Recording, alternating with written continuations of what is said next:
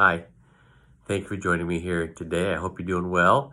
I'm Kevin Lentz, the pastor here at Trinity Badger Ranch, and we've been working through the book of 2 Corinthians in my devotion on Thursdays. So we're going to pick up where we left off last week. Today we're going to look at chapter 7. Now it's a kind of a short chapter, so you can read it all on your own pretty easily. It's only 16 verses, so we're going to look at almost half of them in my devotion. So we're going to begin with looking at verses 5, 6, and 7.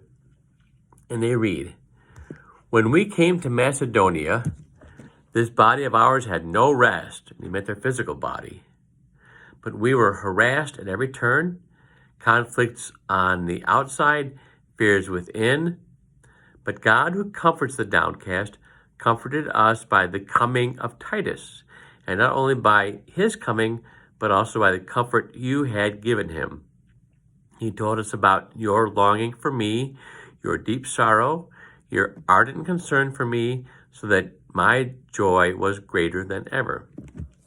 What Paul was saying there is that he's making it very clear. He's letting us into his personal life. He had 4 missionary journeys. And they were long, and they would get shipwrecked, and they would be in prison and things like that. So he was just kind of sharing how the missionary life was difficult. He said we were opposed at like every turn, but when Titus joined us, it strengthened us. And when your care for us was made known to us, it strengthened us as well. So that's kind of how it is also for us still today. Life can get us down. There can be challenges, difficulties, real trials, pain, emotional, physical. The things in life will kind of bring us down. But God always has a means to pick us up, remind us we are his people. He loves us. Christ died for us. We are the children of God. It's all good news. Sometimes this world gets to us, and it can be tough, but we have a God who loves us, and he's more powerful, greater, stronger than anything this world can throw us, because he's even greater than the world itself, because he's the creator of the world. So why wouldn't he be greater than what he had made?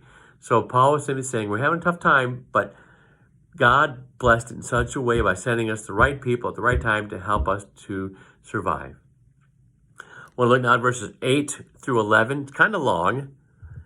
"Even if I caused you sorrow by my letter," probably meaning 1 Corinthians, "I did not regret it. Though I did regret it, I see that my letter hurt you, but only for a little while. Yet now I am happy, not because you were made sorry, but because your sorrow led you to repentance. For you became sorrowful as God intended, and so were not harmed in any way by us. Godly sorrow brings repentance that leads to salvation and leaves no regret, but worldly sorrow brings death. See what this godly sorrow has produced in you, what earnestness, what eagerness to clear yourselves, what indignation, what alarm, what longing must concern, what readiness to see justice done. At every point you have proved yourselves to be innocent in this matter." So Paul is making reference that his first letter, 1 Corinthians, when it was sent to the Corinthian church, caused some offense. And he said, it sounds funny, I'm not sorry about that, because I guess he said he was telling the truth, because what I wrote you, if it brought up in you a desire to be a repentant believer, that's a good thing. So clearly he didn't tell him anything false or wrong or mean. He simply spoke the truth, and the truth hurt them because of where they were at in their faith walk. But he said, your hurt turned out to be a good thing because it made you be a repentant child of God. Sorrow can be good because of what it leads to being the child of God faithfully. So that's just a couple of passages from 2 Corinthians chapter 7. I encourage you to read it on your own. And if you're in town this weekend, I hope you can join us for worship on Sunday, 8:30 or 10:30. God bless your weekend. We'll talk to you again. Bye-bye.